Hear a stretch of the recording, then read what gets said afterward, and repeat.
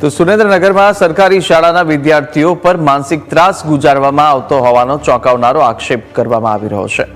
વાલીઓ અને વિદ્યાર્થીઓએ ડીઓ કચેરી પહોંચી શિક્ષણ અધિકારી ઓઝા સાહેબને ઉગ્ર રજૂઆત કરી હતી। વાલીઓનો આરોપ છે કે એક પૂર્વ ડેલિગેટ શાળામાં પ્રવેશી વિદ્યાર્થીઓને ધમકાવે છે અને તેમની પાસે વસ્તી ગણતરી જેવા બિન શૈક્ષણિક કામો કરાવવામાં આવે છે।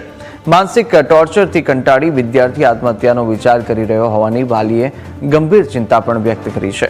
આ મામલે રોષે ભરાયેલા વાલીઓએ શાળાના પ્રિન્સિપાલની તાત્કાલિક બદલી કરવાની પણ માંગ કરી।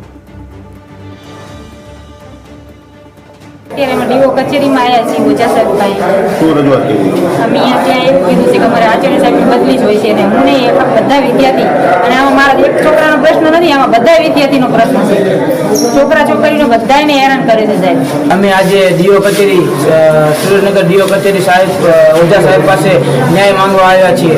આચાર્ય દ્વારા વિદ્યાર્થીઓને માનસિક ત્રાસ અને નકારાત્મકતા ફેલાવી અને એસએમડીસીના સભ્યોની જાણ વગર ગ્રાન્ટનો બેફામ ઉપયોગ કરવો, વિદ્યાર્થીઓ જોડે સંડાસ બાથરૂમમાં હાથ નાખીને સાફ કરાવવા અને વિદ્યાર્થીઓને માનસિક મનોબળ તોડી નાખવું અને પ્રોત્સાહન કરવાની બદલે વિદ્યાર્થીના મગજમાં નકારાત્મક ઉર્જા ફેલાવી અમે વિદ્યાર્થીઓને ભણવું છોડી દેવા મજબૂર થયા છીએ। ઘણા વિદ્યાર્થીઓ ઘરે એવી ફરિયાદ કરેલ છે કે અમે આત્મહત્યા કરી લઈશું, અમને સાહેબ ન્યાય અપાવો નમ્ર વિનંતી। છોકરીઓને ઝૂમ કરીને જોવે, પછી માસી બોલું હોય તારે ચાવી લઈ લે, છોકરીઓ જાયતા બાથરૂમ થાય કે શું તમારે કરવું છે આ તે કોણ કરે એવું? આચાર્ય સાહેબ। શું માંગ છે તમારી? શાળાકીય તપાસનો વિષય છે। પૂર્વ ડેલિગેટ જો શાળામાં આવે તો એ કોઈ ડેલિગેટ કે તાલુકા કે જિલ્લા પંચાયતના ડેલિગેટને શાળાની વિઝિટ કરવાનો સીધો એવો કોઈ શિસ્ત અપીલના નિયમ અંતર્ગત અવસર મળતો નથી, પરંતુ આવ્યા છે વિદ્યાર્થીઓ સાથે કોઈ ધાકધમકી ભર્યું વર્તન કર્યું છે તો એ પણ તપાસમાં બહાર આવશે।